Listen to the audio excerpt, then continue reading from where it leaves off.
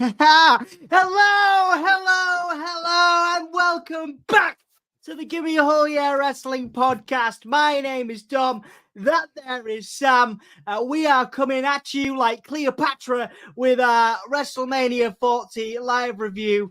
90s, obscure 90s reference, Sam. I saw your eyes dot that. No, I got it now. Cleopatra coming at you. No, I get it. Cleopatra coming at you. You're in the music business, I'm not, so I'm going to be a little bit slower with that. I wouldn't necessarily. Well, it's certainly not a great choice of music, but yeah. Anyway, coming at you like Cleopatra. Where we? WrestleMania review. We're gonna have some guests in, but it's me and Sam right here with the WrestleMania review. We're gonna recap some of the best bits. We're gonna recap some other stuff, and we're gonna have a little general chit chat, wrestling themed chit chat. Sam, it's gonna be awesome. It's nice to be back here, right here, and it's lovely to see you. Lovely to see you. You supporters, you Hullamaniacs, whether you're with us right now or whether you come back to us later on. Let's have an intro and then we'll get on with it. See you in a second. Who are we going to have? Let's do Big E. This is Big E from the new day. Give me that whole year. Give it to me. I need it. Yeah, Big E, who did a fantastic job at various panels over the weekend at WWE World, and we're going to actually talk about some of that in a minute as well. But yeah, Sam, just briefly before we go into it, match by match, how are you feeling? We're obviously we've finished the story. We're about to go into a potentially exciting Raw after Mania, which would have been awesome if we'd have had that last year, but we didn't. I'm not jealous of Andy Spores at all for being a WrestleMania. It was all worth it. It was all worth it. Yeah, it was all worth it. Our anguish last year was all worth it. So this year, Andy Spores could enjoy an excellent Mania. Not that Mania last year wasn't great. It was great, and we met some lovely people. But I tell you what, this year, Sam, was, I thought, exceptional as a kind of lapsed fan.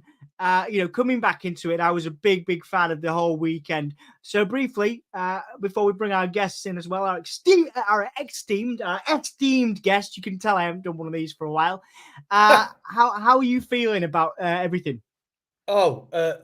Vindicated. A little bit of a tasty dose of Schadenfreude, which always tastes tasty. I don't know. It all feels natural. Everything last year makes sense now. I'm very excited for the future. I've got some bold predictions about how this is not over by a long shot. Don't Anthony me, Sam. Come on. No, I'm not. No, look. And Anthony, if you're watching, hate to say I told you so. All right. Anyone get that reference? That's a tune. That's the Hives, of course. Of course it is. But we'll bring in our guest right now, Scott, because he's waiting patiently. Scott from Rebellious Noise, everyone. I'm going to apologise to him as well. Hiya, Scott. You all right? Thank you for all the invitations as well this week. And I'm sorry I didn't do it because I'm just going to level with you, mate. My reason every time was I'm watching wrestling and getting drunk. I'm really sorry. That was it. I have nothing better. It wasn't like I was working or I needed my beauty sleep. It was just I had so many shows to get in and 2 crates of beer to get through. I'm happy to report that I achieved it. So I'm glad, mate. It's that time of year where it's, go hard on the wrestling and the beer, it seems. But look, I understand.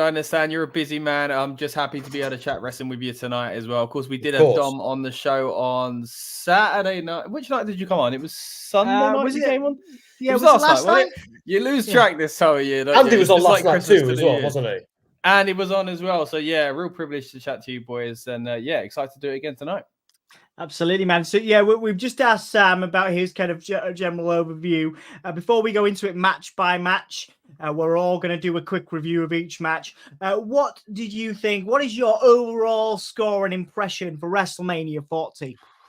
Oh, score. I'll hold off on the score for a second so I can talk myself into one because I don't want to overcommit. But I was saying of course, Rebellious Noise Pro Wrestling channel that the first night I was underwhelmed by it, and it felt like the best case scenario was that it was a preliminary to night 2, and I do feel for that what that means in future. If they do go with that model, it will start to feel like you're on the kickoff to WrestleMania if you're on night 1, and I feel like that's a dangerous territory. But as a collective kind of set of shows over this one period, I think it did work well the way they built into it. But I think coming out of night 1, I was quite concerned about night 2 and not too thrilled about some of the stuff we saw on 1. But now that we've seen them both and I can take a step back and we're kind of moving into that new era, I can say, you know what, I was pretty pleased with the show overall. I was thinking it was going to be the best of the 2-night era. I don't think it was the best of the 2-night era. Of course, we're only about 4 or 5 years into that era at the moment. But I mean, the Cody thing pushes it up, the cash in, and of course, we'll get into these things match by match, as you say. But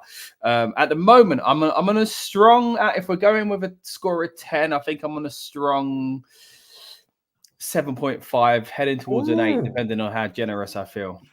Yeah, that's a solid. That is a solid, solid score, Scott. A solid. So I'd go full on 9. I think for me, because I haven't given a number yet. I'd go 9, and I'll defend that in a moment. I won't need to defend it quite as hard as if Ant was here.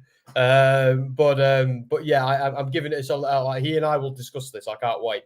But I think Dan and I will be on the same page for a lot of it, as we often are. Like even when I try and disagree with Dan, I can't. It's so annoying. He's just so chill, isn't he? He's just so chill. That's fine. You do you. Dan and Robin, your house. It's okay. It's all good.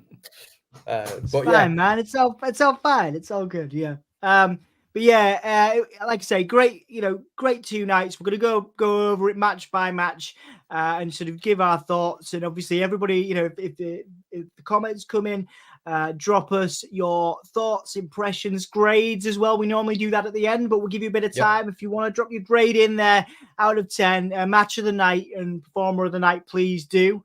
We will go, but we'll start off with Rey Mysterio and Andrade versus Santos Escobar and Dominic Mysterio. I'll go in with my thoughts first, and then we'll go round the room. I was impressed mostly with Santos Escobar, not just because he was lovely to us on the media day. People think I'm always biased because he is probably one of the favorite interviews I've done. But I just think he's a wonderful performer and really coming into his own as a heel. I thought he outshadowed everybody else in this, even Dom Mysterio, who has obviously done some incredible heel work this year. The heel team, had the most kind of about them, I thought, here, even in defeat. Andrade, this is going to be controversial, but I just can't get into Andrade. I'm not denying his talent, but I understand why they've paired him with Rey. Obviously, again, you can get that rub from a legend like Rey Mysterio, guys. And it was a good win for them at WrestleMania, a great win for Andrade and Rey. But for me, the heels just, looked great even in defeat here. I thought they were fantastic. And like I say, I thought Santos Escobar really shined here. Let's start with Scott, our special guest from Rebellious Noise Pro Wrestling. And of course, do subscribe to Rebellious Noise Pro Wrestling. We'll post some links in the chat for you while Scott responds. What are your thoughts on this opening match, Scott? And, your general kind of view on who stood out here? Well, it felt like it probably should have been a stable versus stable match rather than the jumped into it anyway. So it was a bit of a cluster in that sense, but it was entertaining. It was high energy. That's what you expect with these kind of people in the match, right? I think the big kind of, I don't want to say downer, but the ending was not great in my opinion. Just for kind of, yes, it's a WrestleMania moment. Yes, they're in Philly, but I think it took away from the story. Now, I really do feel like we were leaning towards a Carlito turn, and we're probably going to get that this week or something like that. But at the same time, I felt like it was at the detriment of the storyline. So that was my only kind of negative takeaway from it. As far as the kind of action in the match goes, like I say, enjoyable. And Whack and Wild, who isn't even in the match officially, gets that incredible springboard move as well. So again, it leans more into maybe this should have been a stable versus stable match anyway. If that's the most memorable kind of part of it for me. Your points there about Andrade as well. I do feel like he's kind of been floundering for quite some time. When he came up to the main roster, He was in that stable then with Zelina for a little while. Of course, the pandemic didn't help. They seemed to change direction on his character and that stable very quickly. Then he went to AEW. You thought that'd be his chance. Didn't quite work out there. Now he's come back, and I'm excited to have him back. But it's because of his body of work at NXT. Nothing he's done ever since. So little concern about Andrade myself. Yeah, absolutely. And again, the rub from Rey Mysterio is great, but it can only go so far. Santos, I think, has come off the best of everybody in terms of, feuding with Rey, feuding with the LWO and having his faction. And of course, Dom Mysterio doesn't need any help being a despicable heel. So I certainly take your points there, Scott, and thank you for your viewpoint. Sam, your thoughts, please, on this match as on the whole. What did you think about it? What did you like? What did you hate about Santos and Santos and Dom versus Andrade and Rey? See, I liked the match. I thought it was fun. I feel like they're just kind of like grouping all the luchadors together into like one, like everyone into just one or two groups and then throwing them at each other, which feels a little bit lazy to me. I get they're kind of like trying to do like a CMLL or AAA within WWE kind of thing. I get that. But I also think there needs to be more storyline than "Yay Ray" or "Boo Ray," which is what it seems to be right now. As far as Mania goes, it was a good spectacle. I agree with every word both of you said. This was one of the matches that I was less bothered about on night one. I was happy to see it. Dom Mysterio was the main thing for me to enjoy here. I don't think it's over. I think this is building towards a rematch between Dom and Ray, maybe next WrestleMania, if Ray ever retires, and Dom is the one who does it. And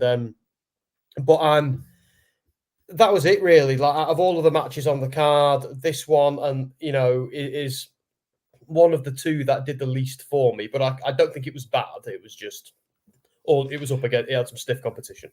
Yeah, and I think as to Scott's point, I think Joaquin Wilde came off the best out of everybody here. That spot was incredible, a great feat of athleticism, and you know what, a talent I'd been sleeping on really until I was like, wow, that this is ace. This guy has real talent.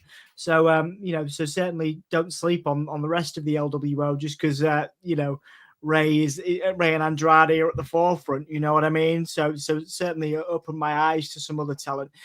Next up, we had Awesome Truth and A-Town and Down win respective titles for brands. R-Truth getting his first WrestleMania win, and a big win for Austin Theory, who's never really liked to push.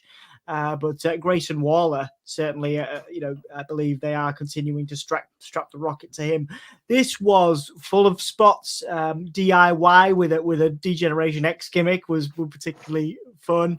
Of course, R-Truth can do no wrong in my eyes. I loved this. I thought it was a spot fest as WrestleMania warrants. I thought it was absolutely the right choice to have these teams, those two teams win. Obviously, it was a strong field. Again, you have the No Quarter Catch crew, which I think is a long name for Pete Dunne and Tyler Bate. You also had, of course, Judgment Day in there. We'll talk a lot about Judgment Day shortly. But and DIY, who were, again, my other standout team. New Day as well. So what for me, seeing R-Truth in that position, seeing him get his Mania win, and also seeing probably the most despicable heel tag team in Grayson Waller and Austin Theory, the most annoying tag team I've seen in a very long time, get those wins. The wrestling fan in me would have wanted DIY, but DIY have been really floundering, aside from the DX R-Truth comedy spots and again the Catch crew. I'd love as a wrestling fan to see them do have a bigger result here, but it feels like the right teams won this, lads. That's my thought. R-Truth and Miz for the was good, brilliant for them, and particularly for Grayson Waller and Austin Theory. You know, those two young talents are the future of the company. So, in my view, anyway. So let's start with Sam this time, and then go over to Scott. Your thoughts on this, on these tag team title wins? I thought that just quickly, I did actually get confused at first because obviously it was 2 belts for 2 different brands. So, yes, yeah, your thoughts on the structure of this match and how it went down. Well, I loved it. I thought having it raised the stakes a little bit. First of all, just to acknowledge Daniel, hello mate. We were having some banter on Facebook earlier tonight. We were saying who would win in a whole year 4-way corner. You know, give you a whole year match. I arrogantly said me, and then I realised it would probably be Dan. He said he's not too happy. It's always the quiet ones. Then Mark is saying big respect to Dan Hargreaves for doing 2 streams back to back and then Raw tonight. The guy, oh man, no amount of caffeine could get me to do that. Like that is insane. Like the guy is a soldier. Dan said Dom would win. I haven't seen this. He really. Daniel saying, I can't believe Cody won the title last night. Oh mate, we'll get onto it. I know he's not happy. He's one of Anthony's boys. But yeah. So with this one. I really, really liked it. Now, I was dead against the idea of the Awesome Truth winning both belts and being the undisputed champs. But because they split the belts, I became more for it. I thought, well, okay, one set of belts is all right, as long as the other set of belts go to a little bit more of a more serious team. Now, what I did enjoy about this is we saw the heels, so the babyface teams at one point having a little team up because they were like, well, hang on a minute. We can get them and you can get them. Let's work together. And that was really, really smart. Babyface is being smart for once. It's brilliant. But then as soon as A-Town Down Under got the other set of belts, all those alliances fell away again. And I thought that was really good, really smart in ring booking and all of that. I'm happy with A-Town Down being the champs for SmackDown. Because we can see a babyface team do a good chase. I think it is their time. I want to see them crowing on SmackDown and being like, nah, and eventually one turn on the other, which is inevitably where it's going to go. So I love this. There were some great spots. JD McDonough coming out and paying for it was brilliant as well. Yeah. This really got, like, me and Jess were jumping up and down for this. This really got us into it. We loved it. Absolutely. And yeah, again, JD McDonough's been great. Been great in his role for the Judgment Day, and hats off to JD McDonough for making the most of his time on the main roster. Scott, your thoughts on this? Was it too much of a spot fest for you, or did you love it? Did you hate it? Mate, I love a spot fest. I'm pretty much echoing both of your thoughts on this one as well. I think it was a great kind of, we always talk about the Money in the Banks and the multi-man IC matches as well over the years. And I feel like Mania misses that when it doesn't have it. So this was great to get that kind of back in that form. A little bit different with 12 people in the match, mind you, but still really entertaining. Some great spots here and there. And like Sam was saying there, really refreshing to see the baby faces do that spot. I mean, we've never had that spot before anyway, because we've never been in a position with the 2 titles on either side. But even if we did, as you say, usually would be the heels that do something like that. And then business, picked up, as Jim Ross would like to say, once those first titles are claimed as well. So that really did change the dynamic of the match. As far as the winners go, I think I'm happy with both of them. I just think they're better for the teams than they are for the titles, which I guess is somewhat what it's all about. The belt is there, not to use that word prop, to help someone get over, so to speak. So you could argue that, but at the same time, I feel like the tag division for years is, we all know it's been like up and down, up and down. I feel like 2 teams that won't last very long, in my opinion, is a bit of a risky move to split them for them. I feel like Bate and Dunn, who you could argue is the same. I feel like they maybe would have been better off with the SmackDown titles, and the Awesome Truth would have been the feel-good thing. But as you said, Dom, we've kind of got the either side of the spectrum here, with the super baby faces getting one and the big bad heels getting one set as well. So it kind of works in that way. And I'm a fan of A-Town Down Under as well. I've got to be honest. It's just I'm not sure how long we've got with that team. Yeah, and I think, again, they've been talking about turning Austin Theory face for a long time, and I'm assuming that's how they're going to do it. R-Truth, it was his time. What is he now? I mean, he looks about 20, he looks about maybe 35, 40. The guy doesn't age. I don't know what he's got, or what he's doing. Yeah, you need like 50 or something. I mean, it's incredible for him to have that moment, and hats off to R-Truth, of course, and all the teams involved there. Like you say, it'd be interesting to see, particularly on the SmackDown side, how who chases them now. I think Peyton Dunne would be the perfect chaser for A-Town Down Under. Who and how long Awesome Truth last, because it didn't. We are obviously. To remember, if I remember correctly, Miz turned on Truth. So, so I think we'll have to see what happens there. But I get your point. I just want to shout out Eric Ross for saying he saw the solar eclipse. You can see that in various parts of the world right now. Nowhere near us, unfortunately, in the UK. There are parts of the UK where you can see it. But congratulations on catching it, Eric. I'm glad you got to see it, and thank you for joining us as well. As we move on to a match that actually came before all this, I've mixed up the. I'd like to say I mixed it up to keep us on our toes, but I mixed it up because I put the order wrong in the on the back end. Kayfabe, brother, come on, don't admit it.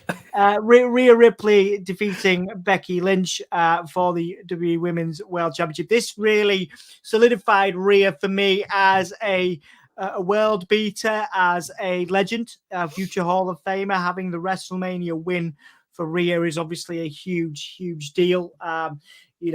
Against Becky Lynch, almost like a passing of the torch, if you will. I know Becky's not, not done yet by any stretch of the imagination, but Rhea is certainly the biggest star WWE has, I think, on the women's side of things, and has been giving some great sort of interviews and press over the years, and has always been reliable for WWE in that sphere. So, just felt like a right choice. I don't think there was any other result. I don't think anybody would have even considered another result for this. Rhea is, an exceptional talent and will carry the women's roster along with some other people who we'll talk about in the next few minutes, for the next, 2, 3, 4, 5+ years. Rhea Ripley is a world beater, as I said, and I think the Judgment Day dynamic is fantastic. Just her dynamic at the top of the card is great and well deserved. I thought this result was academic.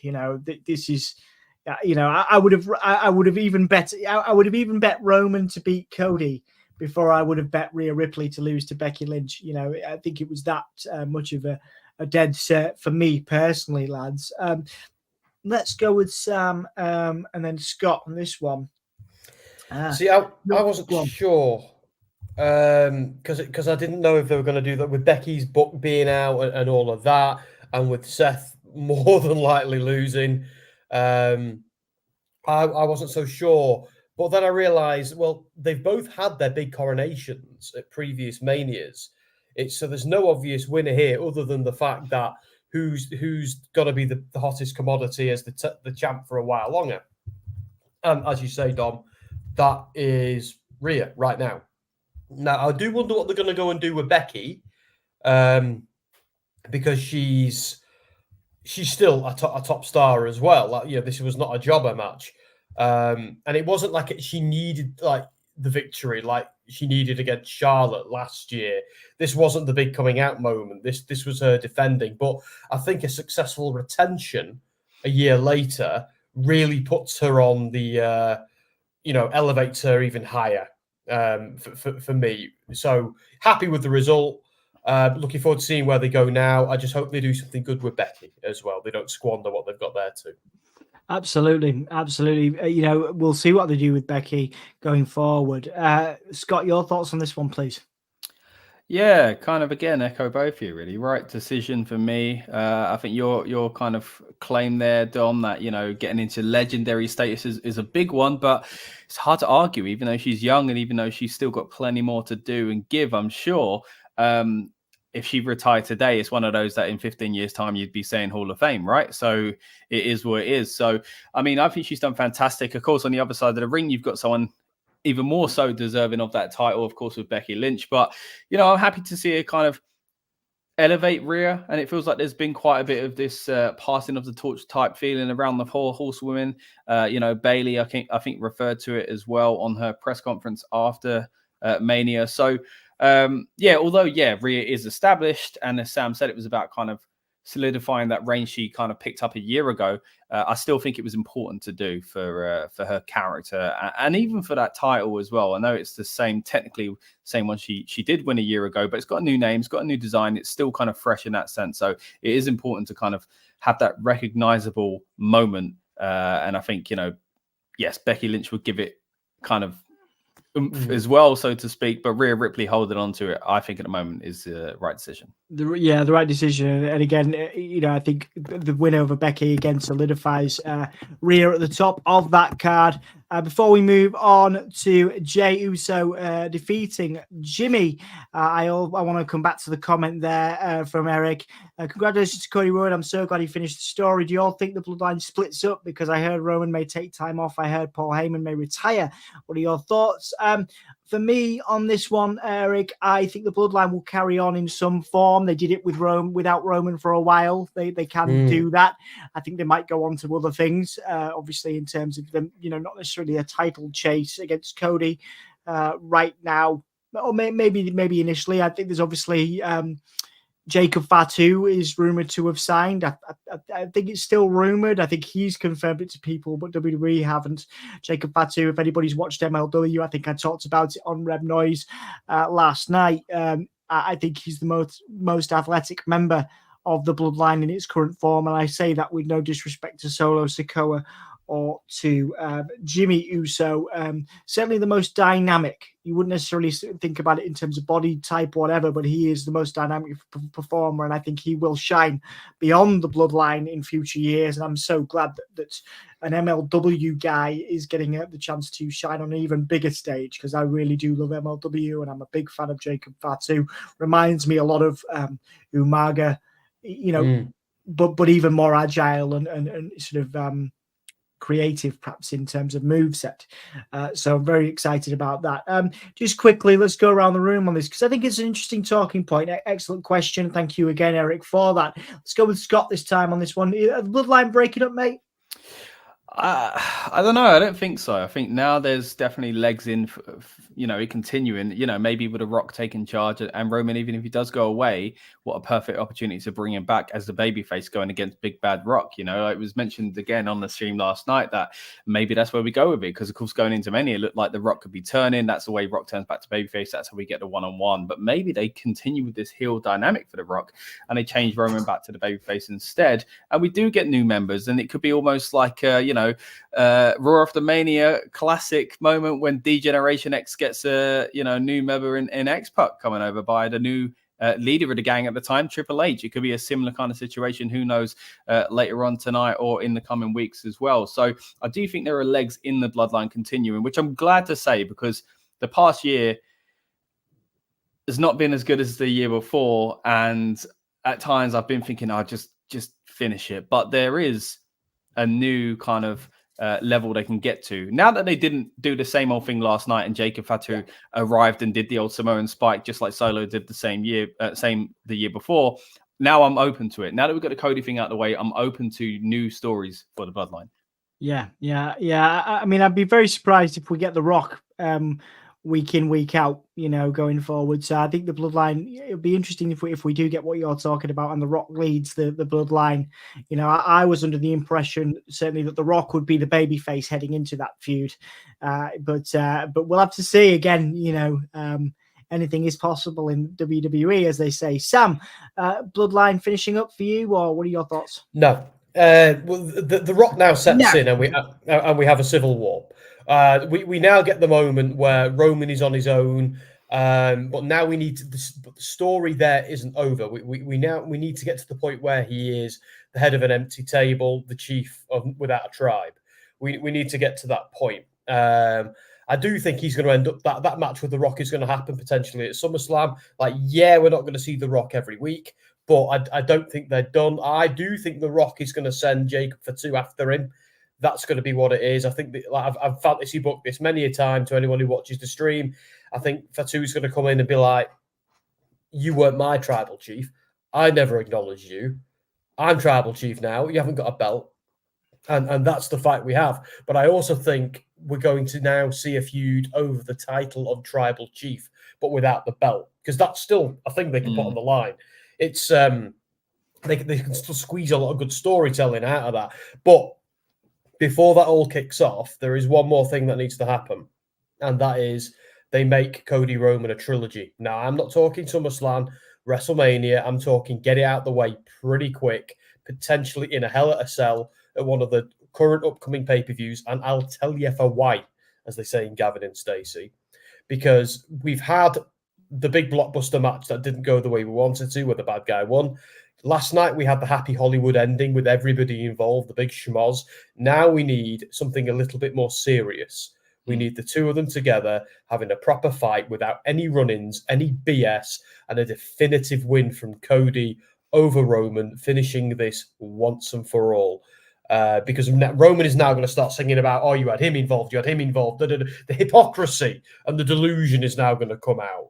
You know, Roman is going to conveniently forget that he's been doing that for 2 years. So, like, Cody right now isn't the undisputed champion, as far as I'm concerned. There's a dispute there.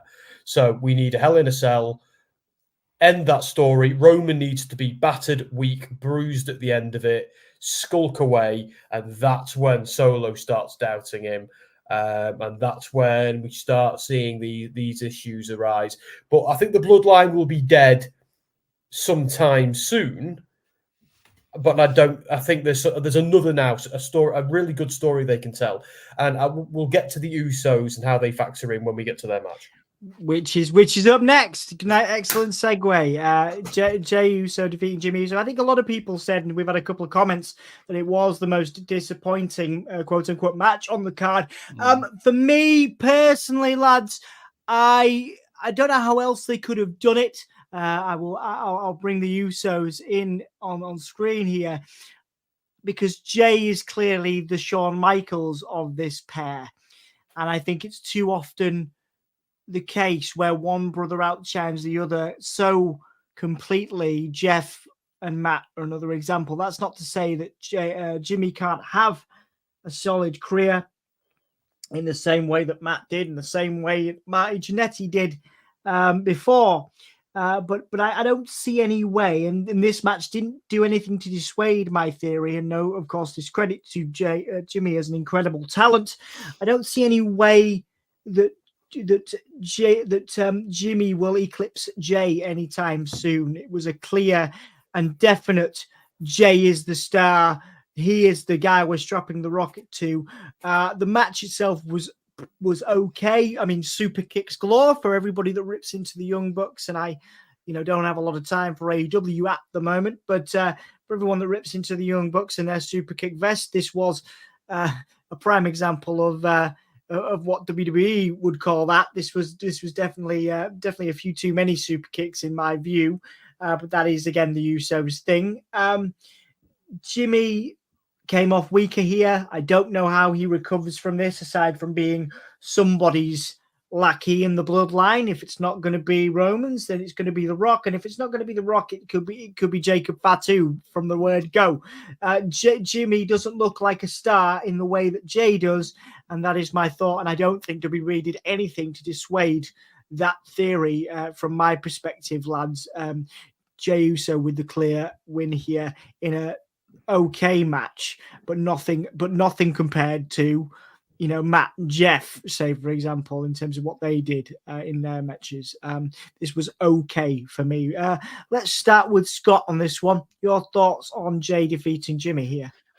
Well, I almost went into the old, they've seen the meme from Jose Mourinho of, if I speak, I'm in trouble. I prefer not to speak type thing, because I don't want to just kind of come on here and talk bad about these guys who I have a lot of respect for. They are definitely one of the best tag teams of all time. And I'm really excited by, where both of them can go. As you say, Jay's been the one that's had the rocket strapped to him, but I felt like last night was the opportunity to maybe counteract that by giving it to Jimmy. But at the same time, I was like, you know what, long term, Jay's the one selling merch. He's probably could go on and win and probably should win. But there was that part of me thinking maybe Jimmy should to kind of get something. He's took a noble role. I think he's aware, like as the heel, he ain't going to sell as many T-shirts and make as much money in that sense either. So I think he kind of as kind of I guess, perform to the best of his abilities still, even though it's been a bit confusing at times when it comes to their kind of dynamic and relationship they've had for the past, year. I mentioned it a few times this week. 1 minute one turns on the other, then the other one turns on the bloodline, then the other one turns. It was confusing all the way along. And I think that didn't help the build to this match. And then the match itself, the only thing I thought could save it was a really good performance. And sadly, it weren't that. I think okay is a very fair assessment from you, Dom. So I'm going to stick with it was okay and kind of leave it at that. You're on mute, mate. Okay, that's what I was trying to say there. I think for me, and the reason I put myself on mute there is I wanted to allow you the time to get your thoughts out there, because I thought it was a much more articulate version of what I was trying to say, Scott. As is usually the case, you are much more articulate. I think you're right. I am fascinated to see if Jimmy breaks the cycle. Why can't two brothers be on equal footing? But we've never I don't think we've ever had it before. I'm not saying that. I think my first one was Shawn Michaels. Of course, Shawn Michaels and Marty Jannetty weren't brothers. Owen and Brett. Actually, no. You know what? Maybe Owen could have been what Brett was. Further down the line. I think that's the best example of what an equal footing looks like. Because your other example, of course, and this is not to take away from Matt Hardy, who, by the way, is a free agent as of yesterday. Nothing to take away from Matt Hardy, but Jeff was always the star. And it does feel a bit like we're getting that again, where Jimmy will have the solid mid-card career, maybe break into the main event for a couple of matches, here and there. But Jay is his main event, Jey Uso. It's in the name. So be particularly interested to see how they book Jimmy going forward, because I think Jay is okay. Sam, have you had your viewpoint on this? Let's see what you got to say. Yeah, see, I would have liked a little bit more storyline here, because let's not forget, Jimmy had to worm his way back in with Roman after he turned on Jay and then was rejected by both teams. And let's also not forget that Roman was like, we don't really want Jimmy. Jay, we want you. Get rid of your twin brother and come back into the fold. So I personally now want to see Roman take out his frustration on Jimmy. And then Jimmy to kind of turn face. I would have liked to have seen a little bit more. What have I done? A little bit more. I've gone so far now. I can't go back. But some regret because we saw that moment where he said, "I'm sorry, you were right," but he was always playing possum when he did that. So I would like now to see some redemption for Jimmy. And he's also never had his time to truly shine like Jay has. So let's give him that. Let's now have a feud between Roman and Jimmy, where Jimmy gets to be, you know what, I've had enough of you. Because let's also not forget, he was the one who first super kicked Roman. He was the one who broke away first. He had enough. So let's lean into that. Let's see that without a belt, without that. Let's just see these two cousins have this blood feud.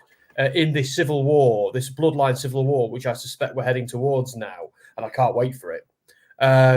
Because without the belt, what is the bloodline? But the Usos are still important part of it. So like Jay's obviously the big baby face, he's the big star. I do genuinely think they are going to reunify and be the Usos again, and when they do, it'll be a big pop, it'll be a big moment. But yeah, but it's not. I'm not giving up on Jimmy yet. Like, even if he doesn't get to the same levels of stardom as Jay, it doesn't mean he's not doing. He's doing exactly what he should have been doing all along. I know they fell apart a bit with him flip-flopping. I agree that is what killed the momentum of this story. That and the lack of Sami Zayn being involved in it this year. But I'm actually quite positive as to what happens now with Jimmy, because I think all the eyes are on him, because Jay's now away. Jay doesn't need them anymore. Doesn't need to get involved until they suck him back in. Right now, all my eyes are on Jimmy and what happens next. So I'm very excited. But yeah, the match was a little bit disappointing for me because it didn't have the emotion I wanted.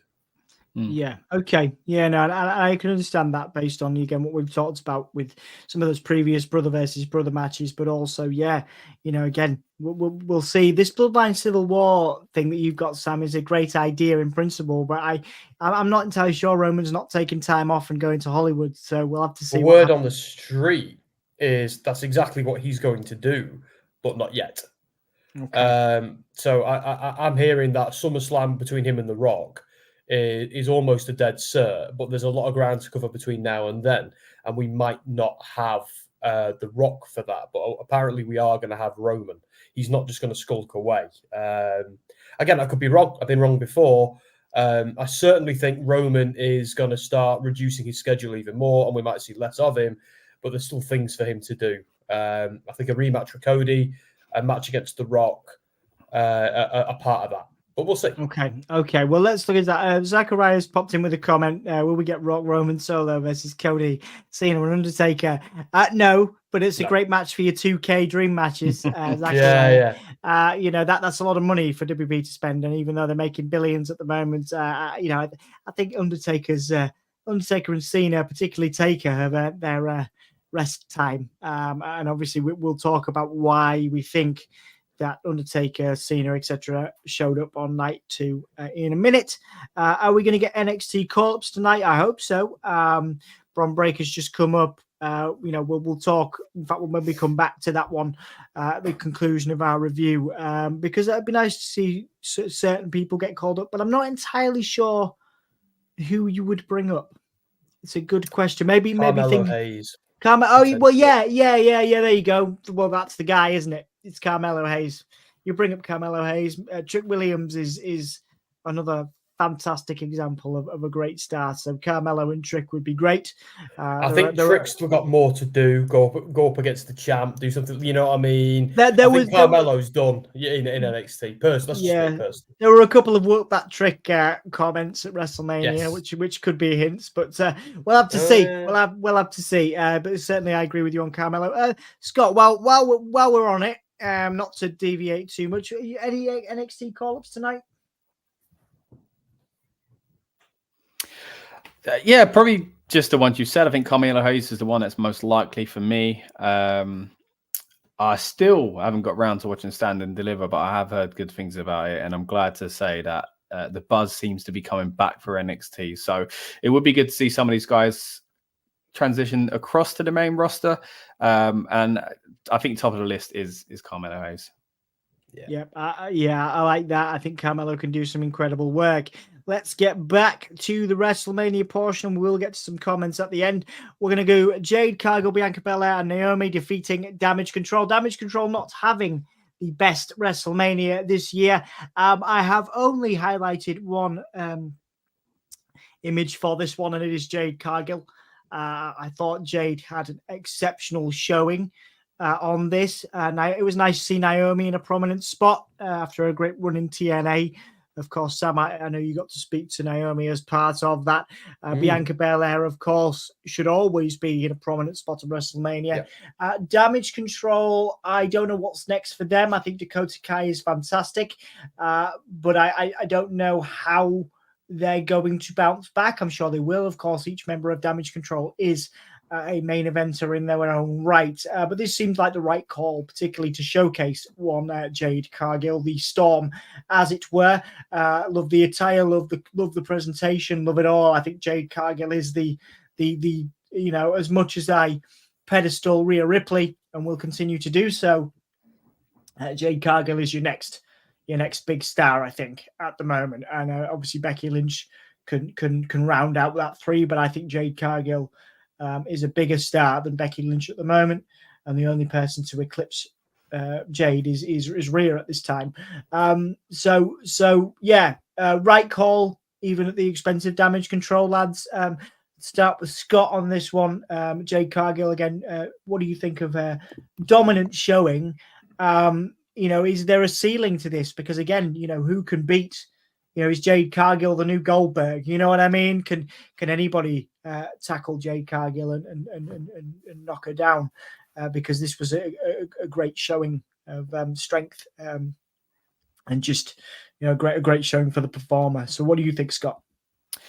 Yeah, 100%. I couldn't help but be reminded last night that this superstar, if you will, was built by their rival, and they let her go. And you know, we're not here to kind of go which company's better, because I do, as you said, Dom, earlier, I do think AEW had some great times, and at the moment I'm not massively into what they're doing. I'm more on this side, so I understand why Jade has taken that decision, but at the same time, it's wild, right? It's wild. They built this incredible star. And yes, the whole comments about, you know, she's still green and she's still new and she's still got to do this and she's being protected by this, this, and this, and she's coming. Yes, that's all very much true, but they could both be true at the same time. You can see the potential in Jade as a superstar. And I keep using that word. I know it's the cliche term for WWE wrestlers, but if you take her outside of wrestling, I think you'd be going, something special about this woman, you know? So really happy to see her. I mean, this, you know, this match was exactly what it needs to be. With you, a little bit concerned about Damage Control. Not sure where they go. And they are, again, main eventers in their own right individually. So maybe that's what they do and kind of sprinkle off and do their own things. But as far as the other side, the babyface team, I think it was a good showing for them. Yes, I was hoping for a Jade turn straight away, I have to be honest. And that was part of my dampening kind of experience of WrestleMania Night 1 overall, that we didn't get things like that. But all in all, like, it was good. And I know it's coming. Like, we all know it's coming, right? And then when it does come, it's going to be incredible. I just selfishly wanted it last night. But yeah, overall, really good. And I think they're being wise with Jade. The only thing I would say is I was very shocked it took them until like 6 days before Mania to go, oh, she's got a match, by the way. Like, it felt like they really didn't know what they wanted to do. But then all along, surely Bianca would have had some sort of match, because she's on this incredible streak, as they're kind of promoting now as well at WrestleMania. So surely they were holding off because they always had the plan. But they were kind of fine with that one. But hey, we got what we got, and it was still pretty good. It was pretty good. And, you know, excellent points. You're right. You know, the future's looking bright for particularly a potential, you know, Bianca Belair and Jade Cargill showdown down the line. That is a mouth-watering prospect for a match, and obviously some other dream feuds as well. But yeah, you're right. Maybe they could have built something a little quicker for their, you know, one of their biggest acquisitions in the last decade in Jade Cargill going into Mania. You know, as big a deal as, of course, WrestleMania is. Sam, your thoughts then on this one? See, I'm not worried about Damage Control in the slightest. They've still got the belts, and they can still be heels who crow about having the belts in an episode of TV. So this was just three baby faces who were I kind of think shoehorned together a little bit, so each one had something to do. And lo and behold, we've got a trio of heels here. Let's bung them together. Good match, great entrance, good showing for everybody involved. Nice to get Cargill on the card as well, and everybody else. But I ultimately think this match means nothing in the grand scheme of things. No, I really do. It was fun. But I think all three of the baby faces are going to go on do their own thing. I'm fairly sure we're getting, like Scott said, we're getting Bianca versus Cargill at some point, because we need to see that. But I think the baby faces and the heels go their separate way. The heels are now going to be busy going after Bayley and defending their belts and back to tag team stuff. To me, this was just a Mania match to have a place on the card, for me at least. Okay, yeah, absolutely. Well, let's Scott's got to jump off in a few minutes, so we're going to get your thoughts very quickly on this one, because you and I had the same thoughts, and it's not going to be what most people want to hear, perhaps. So I want to start with you, Scott, on this one, because I think your viewpoint is a controversial one. You know, we share it. Sami Zayn beating Gunther here. Let's get into it. Why did this not work for you, Scott? I mean, the two glaring issues are that Sami Zayn getting this moment is fantastic, but it should have been for a world title, number one. The other side of the coin is that Gunther losing the title should have been to someone brand new and deserving of that kind of mid-card opportunity, which is surely Gable. And of course, it looks like there's some sort of storyline coming up between the two of them soon. And, you know, Raw tonight could change everything. But still, I didn't like the fact that I was watching what was presented as this incredible moment, and I don't want to say nothing, but I didn't feel much. And I know they've hyped up Samantha's cool, and of course that would continue and be even bigger on night 2. But I felt like I felt bad, like I weren't invited to this party where everybody seemed happy about it, and I wasn't, you know. And it was again, I love Sami Zayn. I think he's fantastic, but that's why I'm not happy about it, because this is him becoming the IC champ for the 4th time. Yes, you could argue Gunther's made that a title that it wasn't when Sami last held it, even though Sami had a good run with it, the double champ thing and all that. Still, Sami's prize for his incredible run and helping this new era be ushered in should have been the world title. And last year, I feel like he got a second prize in the form of a tag title, but we all accepted it because we understood what was going on with Cody. Then that didn't happen anyway, and we thought, you know what, him and KO's a nice little touch, and the Usos, it was nice. This year, I was hoping for more for him. Yes, he got his individual moment, but it weren't what I wanted it to be. And yeah, don't get me wrong, it was a shock when that hit. You know, Matt kind of felt the presence of the referee's hand for the 3rd time. But I'll be honest, I weren't feeling it. And I think it could have been so much more if it was Gable. And I think they know that. So I'm very shocked as to why they didn't pull the trigger. Yeah, I mean, it's interesting. I suppose the argument is, as Kaiwan says in the comments, you know, you can have a believable feud where Chad could beat Sami, whereas that hasn't necessarily been the case with Gunther. So I suppose there is an interesting point there, Scott, to address. But you know, before you go, because a lot of people are saying, well, Gunther naturally goes into the world title picture, but to lose, well, Scott, where does Gunther go here? Because he can't beat Cody.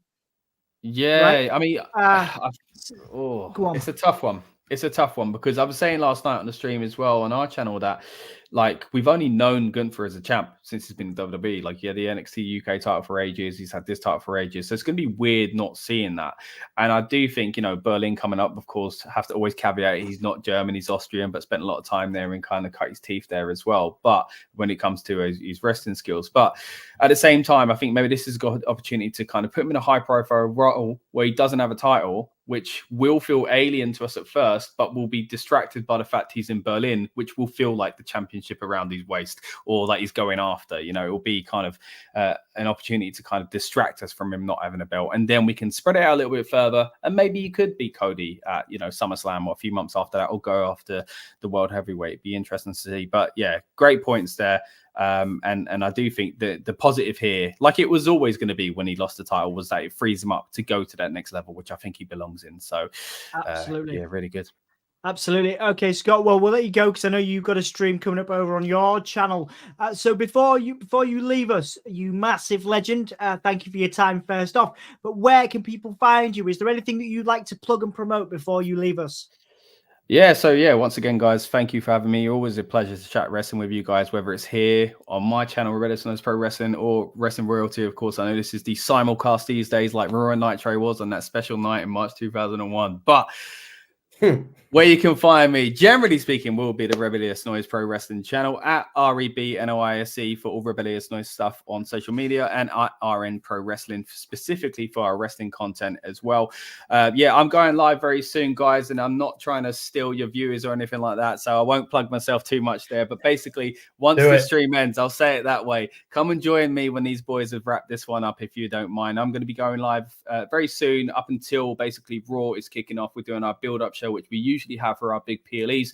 We will say it's the way to get ourselves and yourselves hyped up for the PLE, but of course Raw After Mania sometimes feels like a PLE in its own right, and I'm really hoping that's the case as well. So it's been a real pleasure having you, having me with you guys, boys, and also having you guys on the channel over the years as well, and hope to chat wrestling with you once again very soon. Thanks again, boys. Absolutely. Look forward to seeing you soon. Take care, mate. Bye-bye. Bye-bye. Bye, mate. Nice, Sam. So thank you, and thank you, Scott, for coming on. Obviously, please go and support Sam. Please go and support Scott. I thought I was tired. Yeah, absolutely, mate. Honestly, I'm feeling it. Please go and support Scott at Rebellious Noise, and let's get your thoughts. One of the biggest, I guess, shocks of the weekend. Sami Zayn defeating Gunther. Your thoughts on this one as a whole, please. See, I'm more positive about it than you guys, because I didn't think it was going to happen. Mainly because I was quite sure Cody was winning, so I didn't think they'd end two historic title reigns in one weekend. So, and oh my lord, they did. So I thought a better story might be Sami to lose here, continue the underdog from the underground thing until SummerSlam, where he beats the living crap out of Gunther and takes it from him. I genuinely thought that was where they were going with this. And everyone keeps talking about, oh, it should have been Gable. Yes, exactly. It should have been Gable, but it wasn't. He wasn't good enough to beat Gunther that time, and he wasn't good enough to beat Sammy. So he lost. He's no disrespect. He's a two-time loser, and that is why it's only a matter of time. And I love Gable, but the story is he's a two-time loser, and that he's eventually going to turn heel and turn on Sammy. That is where we're going with this.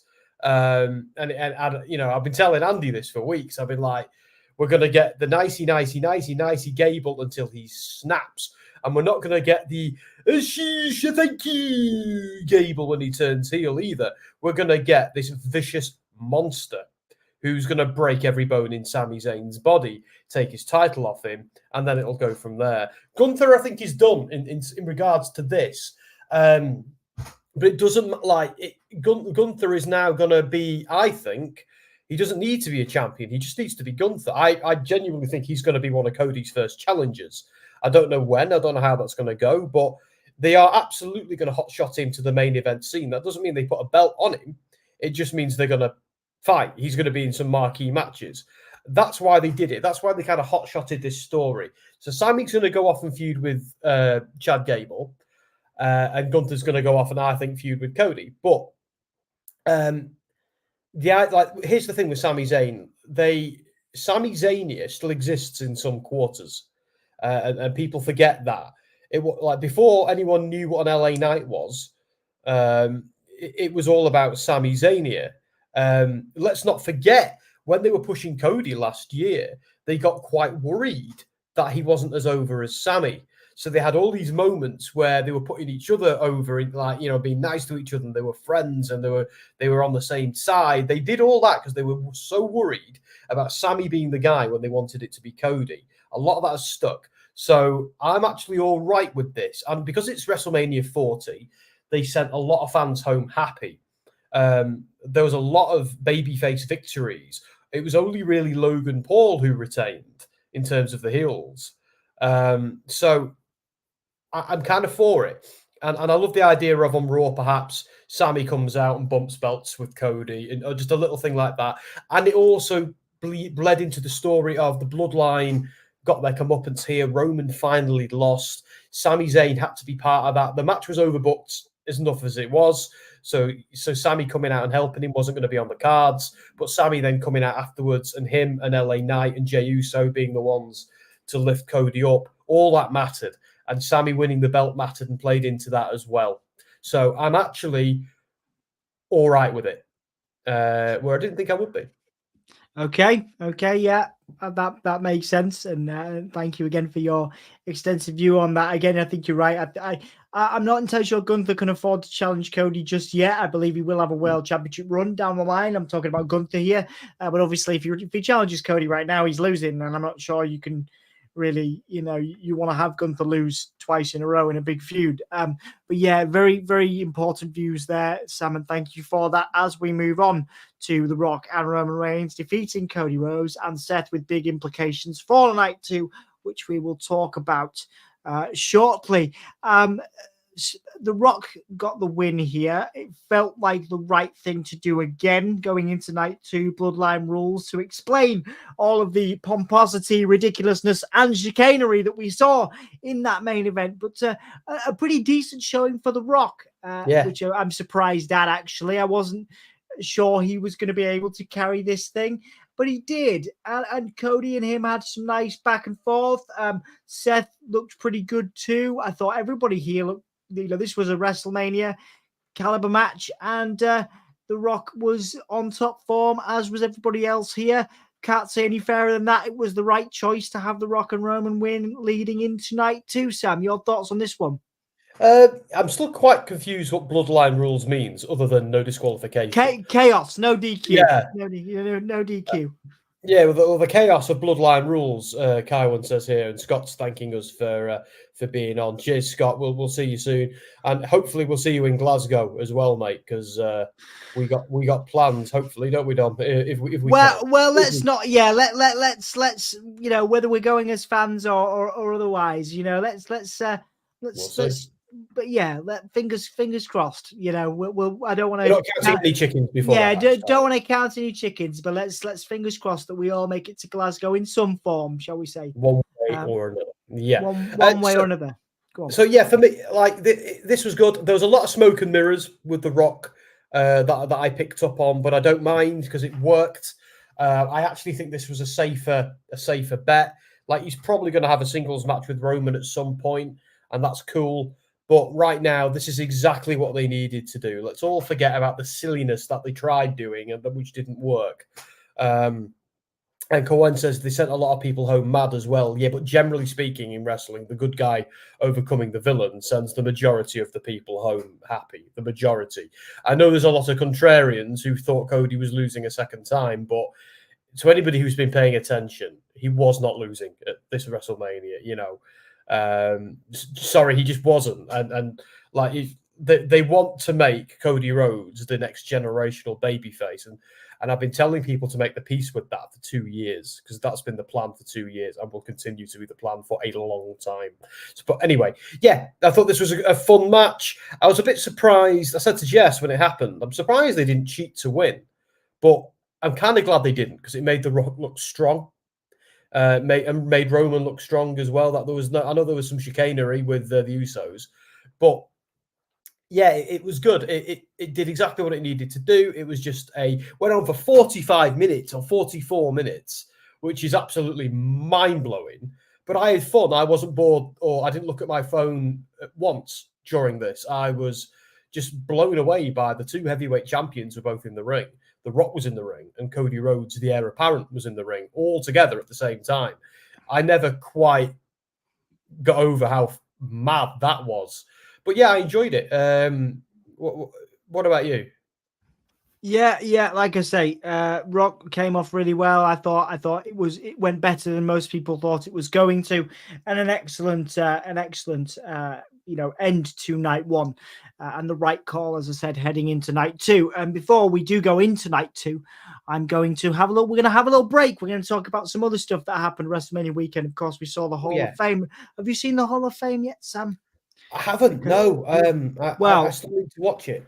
It's okay. I want to talk about Paul Heyman's Hall of Fame speech, which I thought was brilliant.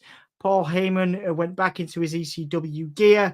He told the ECW doubters to suck his appendage. He put over Triple H. He put over a lot of people. He put over Jade Cargill. He put over the younger generation.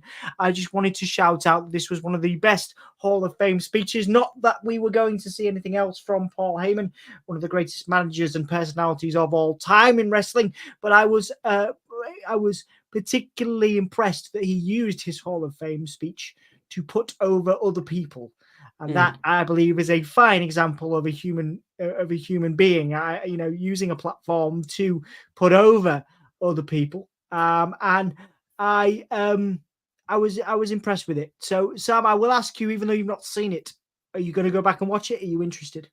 Yeah, totally. I'm gonna sit there. I just haven't had time. I've been watching wall-to-wall wrestling since I got back on Saturday, so I haven't stopped. It's just been wrestling. Went round my mum's for tea. Wrestling. Went round my in-laws for tea. Wrestling.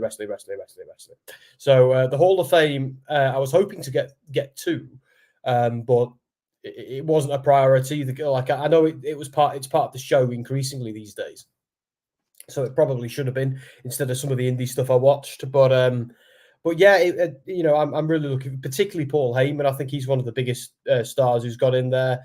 I think he's incredibly important. He's been important to wrestling for a very long time before even there was an ECW. Poorly Dangerously was an important part of wrestling. So yeah, I can't wait to go back and watch this. Yeah, absolutely. An incredible moment for Paul Heyman, paying tribute to his legacy, an incredible performer, behind the microphone, obviously the ECW stuff, but also, again, he used his time to put over a new generation of talent, and that I thought was fantastic. I am also going to show you something that you probably won't have seen yet, because I want to get your thoughts on this before we go into night two and finish the review, and that is the Uncle Howdy return tease at WWE World. There is obviously a tease somewhere in the documentary, but before WrestleMania, there was, of course, the Bray Wyatt Becoming Immortal panel, which obviously paid tribute to Bray and paid tribute to his family and the people that made that documentary possible. Do go and watch it if you are fans. At the end of the panel, which is of course separate to the documentary, this was played.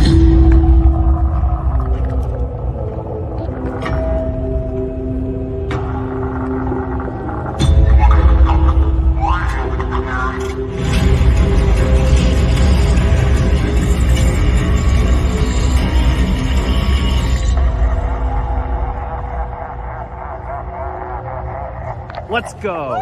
Wow! All right, so we had a Uncle Howdy return tease at WWE World. Of course, from what I understand, WWE World also had a Firefly Funhouse in it, and the door for Bray Wyatt as well, and a few other things. Of course, WWE World, it looked like a fantastic time for everybody that was at Mania. Before we go into night 2, Sam, that I think is a pretty clear statement of intent that Uncle Howdy is returning. I just want to also, of course, credit for that video, Trace Durabaris on Twitter. Thank you for that. Of course, it was again, that was played at the end of the panel. Sam, I know we do a lot of Bray Wyatt content on this channel, which is why I wanted to bring that up. Obviously, we were, I was part of a review a couple of days ago with Sporsy, very emotional just after I watched it. What did you think when you saw that just now? And I know you haven't watched the documentary. Not to spoil it, of course, I won't tell you when it's coming. I won't tell you where it is. But there is, of course, another tease there. It is a very emotional documentary. Your thoughts on an Uncle Howdy return to WWE and what you would like to see? Well, I'd heard of the 2 teasers. So after those 2 teasers, it's a dead cert. Bo's still with the company. The fact that they're doing that now very prominently, it's only a matter of time. And I'm thrilled. I'm really, really pleased. I think there's a lot more story there for them to tell with Uncle Howdy. I know how I'd like them to do it. I love the idea of Bo coming out and being like, look, we all know I lost my brother recently. We all know Bray Wyatt, was my brother. I know we never really acknowledged it on TV before. Now I'm Taylor Rotunda. I'm not Bo Dallas. Bo Dallas has been who I am, just like, Wyndham was Bray. I love my brother. He was excellent. We never got to work together until I was Uncle Howdy. My brother had a dark side that he'd used to bring out, and that's what people kind of loved about him. But as many of you know by now, at this point, he's got the hat in his hands. I have a dark side too. But right now, I'm going to wrestle. I'm going to do what I have to do. I'm back with the company full time. I'm going to, I'm going after the championships. I'm going to do this. I'm going that. Let's just hope no one pushes me to the point where my dark side comes out. And then I think he needs to wrestle as him for a bit. But bit by bit, just things make him crack. Things make him... And that's when we need to see Uncle Howdy. They need to not mess it up. They can't do what they did with The Fiend, where they overused it, and we saw it too much. I'd be happy if we see cryptic teases every now and then when he's in a feud, and we see him wrestle as Uncle Howdy once, maybe twice a year at big pay-per-views. I want Uncle Howdy to be used sparingly, but I can't wait to see him come back, and I'd now bet my mortgage on him coming back 100%. Absolutely. And I can't wait. I just can't wait. It's probably a safer bet than you betting some testicles, but there we are. I bet them too. But okay. I've been married for a long time, so they're no good to me anymore. I'm joking. Well, there you are. Moving on to night 2. And again, I apologize if my match order is slightly off, but we started, I believe, with LA Knight versus AJ Styles. AJ Styles should always be featured in a prominent position on WrestleMania, in my opinion. AJ Styles is absolutely one of the best of all time and a surefire Hall of Famer. LA Knight, I would like to see 5-10 years from now in that conversation. I think he's the most charismatic superstar in WWE at this time. I am not entirely sold on his in-ring matches, on his in-ring presentation. Of course, AJ Styles. Everyone is sold on AJ Styles in-ring presentation, but it still feels like the right thing to do to give LA Knight a big WrestleMania win, his first WrestleMania win, Sam, against a talent the level of AJ Styles, the phenomenal one. BFT for the finish, and quite a nice build to this rivalry, actually. LA Knight getting arrested, etc. LA Knight was the right choice. That's my thoughts. Your thoughts, Sam? Yeah, look, I wasn't massively sold on this as a feud. I really wasn't. I was just happy to have both men on the card, wrestling another competent performer. That to me, and they had a good fight. They had a good showing. Where it goes from here, I don't know. I just like AJ Styles can pull a good match out of anyone. I kind of like LA Knight. I don't see an issue with him in ring. I don't think he's ever going to be one of these. I'm going to have to yawn. Sorry. Ooh, I don't ever think he's going to be one of the all-time greats in the sense of like in ring or Okada, like someone like that. But I think he's a great character, and that's enough for me. AJ putting him over at WrestleMania is a big deal. Having a win over AJ Styles at WrestleMania is a massive deal, and that's a huge show of confidence in him as a performer, him as a wrestler. And speaking of which, I actually think with what we were saying about Uncle Howdy a moment ago, I love the idea of Uncle Howdy almost serving as LA Knight's guardian angel from afar because of the connection between LA Knight and Bray Wyatt, especially when Wyatt, after we lost Wyatt and LA Knight came out and cut quite a heartfelt promo about him. Half in kayfabe, half out of kayfabe. But I love the idea of maybe that carrying on somewhere. Like, I'm not really interested in this AJ feud with LA Knight. I just happy to see them both on the card, really. And that's it. Yeah. I quickly respond to Prince Ali here, who says, what is something about wrestling fans do that annoys you? I'm just going to go with the one thing, and that's tribalism. I hate the idea. I am the anti-tribalism wrestling guy. I hate the idea that because you watch one, you can't watch another. It's ridiculous. Stop doing it. For me, it's I love wrestling and I love wrestling fans. Of course, some of them, I've got some good friends that are wrestling fans, but it's wrestling fans that take it too seriously. And when the people that I don't know any of these people, or at least to my knowledge, the ones that stop wrestlers at airports, the ones that stalk wrestlers, the ones that show up at their homes. I understand that wrestling is a safe haven and a support network for people with mental health issues, with various challenges.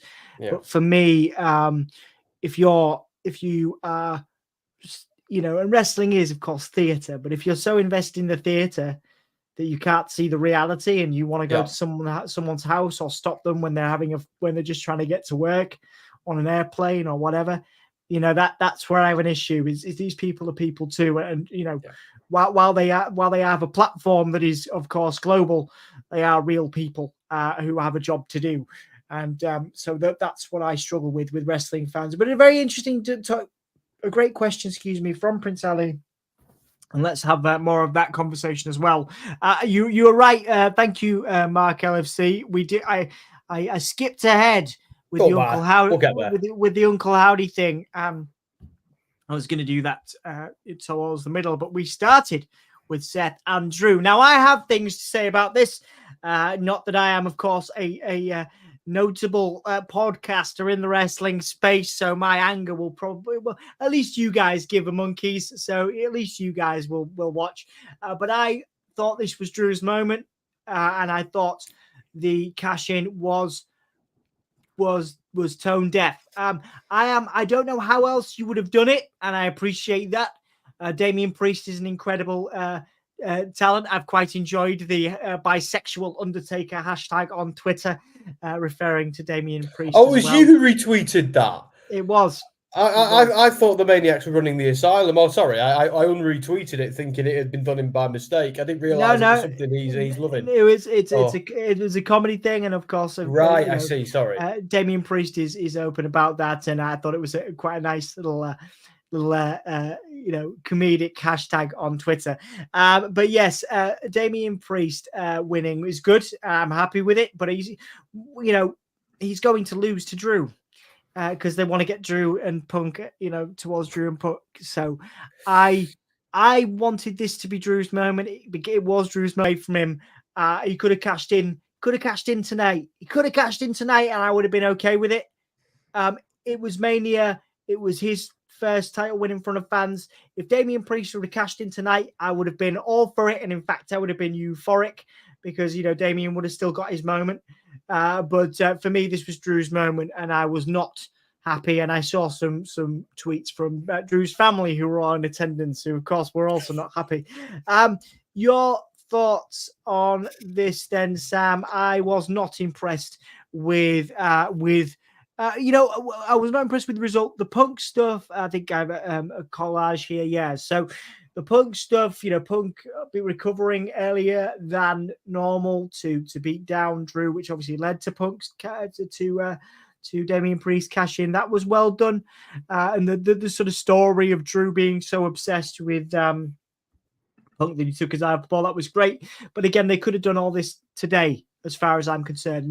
Raw after Mania, you could have had Drew and Punk in the ring, distracted, and then had him cash in and left Drew to have his Mania moment. And for me, that's what it should have remained. That's my thoughts. Your thoughts, Sam? I bloody loved it. Everything. I'll tell you why. You, Mark. Yeah, I absolutely. Jess and I were in bits watching this. We were laughing our heads off, and we're huge McIntyre fans, by the way. It just so for starters, Mark. I totally get Mark's point here. It should have been a 2-minute match. But I kind of thought that, but I liked the idea of the inevitability of Seth's defeat. His body's breaking down. He's given a lot to Cody. He's basically sacrificed for Cody. Great story. When Drew was like, it's going to be an execution. It kind of was, but I do like the idea that Seth got some offense in and just would not go down for a bit. I think that's very on brand for Seth Rollins. He is him after all. But there was no doubt in my mind that Rollins was losing here. No doubt in my mind. It made good sense to lose.